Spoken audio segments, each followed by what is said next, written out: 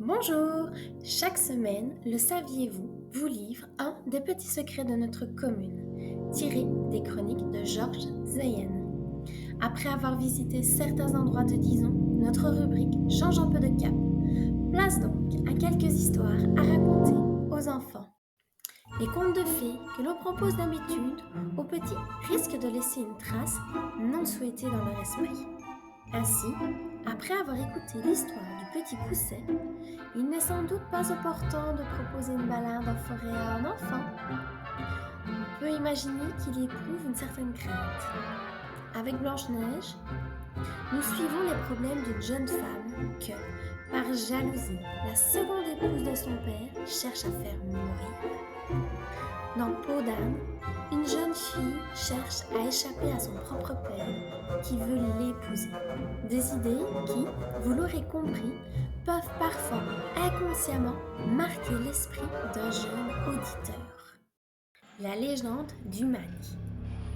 Notre histoire se passe à Géanster, village où en face de l'ancienne école, un chemin dit du Mani permet de relier le village à la route allant de Géanster à Paulmour.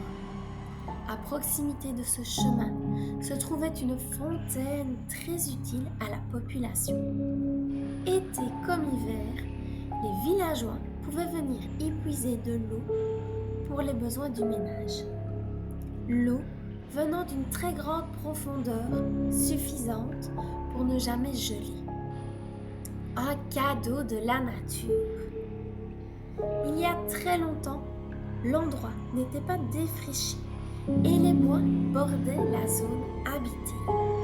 L'accès de cette fontaine était réputé très dangereux, surtout la nuit. En effet, un énorme serpent d'une longueur de plus de 15 mètres et dont la taille se comparait à un chêne de 300 ans avait, racontait-on, pris l'habitude de venir y passer la nuit. Au milieu de son front, un énorme diamant brillait de 1000 feux, allant jusqu'à l'éclairer le soir. Le bijou valait une fortune. De nombreux habitants de l'endroit avaient tenté de se l'approprier.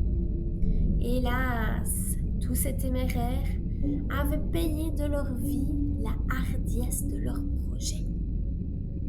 Dévorés par la bête, aucun n'était jamais revenu au village avec un tonneau.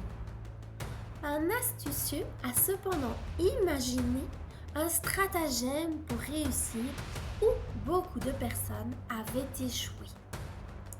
Il utilisa un grand tonneau dans lequel il planta par l'intérieur de grands clous qui le faisaient ressembler à un gros hérisson.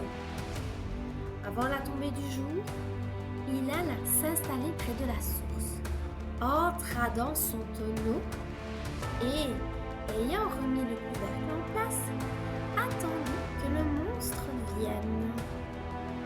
Après peu de temps, le serpent arriva, fidèle à son habitude. Il remarqua ce tonneau qui ne faisait pas partie du paysage habituel. Il le renifla, en fit quelquefois le tour, cherchant à déceler une odeur. Aucune réaction ne s'ensuivit, et il se désintéressa de cette nouvelle présence. Fort de quelques indications qui se racontaient au village, entre autres que, avant de se désaltérer à la source, le serpent, par peur que son joyau ne se perde en tombant à l'eau, prenait la précaution de le déposer sur un bloc de pierre tout proche. Notre homme avait eu l'idée de placer son tonneau contre cette pierre. Lorsque le bijou y fut déposé, notre héros attendit que le serpent voie et, par une petite ouverture pratiquée dans le tonneau, sans faire le moindre bruit, il sortit son bras de sa cachette, attrapa le bijou, puis le ramena dans le tonneau. Une arme efficace. Lorsque, ayant bu à sa soif, le serpent voulut reprendre son diamant, il s'aperçut qu'il n'était plus là. Il comprit alors que le tonneau cachait son voleur. Il commença donc à essayer de le briser, en le serrant dans son énorme mâchoire, mais se blessa très fort à cause des grands coups qui sortaient de partout. Il s'enroula autour du tonneau, essayant de l'écraser dans ses anneaux, mais plus il forçait, plus il se blessait. De plus en plus en colère, il s'acharna violemment sur cet abri, se faisant de nombreuses plaies, d'où le sang sortait. Mais le tonneau était très solide et résistait à tous ses assauts. Bientôt, une grande quantité de sang se répandait sur le sol, et le serpent devenait de plus en plus faible. Épuisé après un long combat, ayant perdu presque tout son sang, le serpent finit par mourir sans avoir pu reprendre son trésor. Au lever du jour, notre homme sortit de sa cachette, rassuré de n'avoir plus constaté le moindre signe de vie de la part du monstre.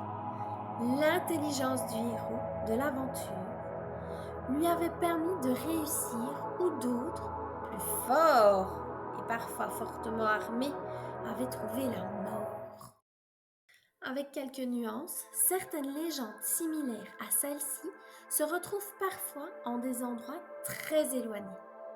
En Bourgogne, par exemple, une histoire très proche de la nôtre se raconte. Là, la bête légendaire porte le nom de la Vouivre.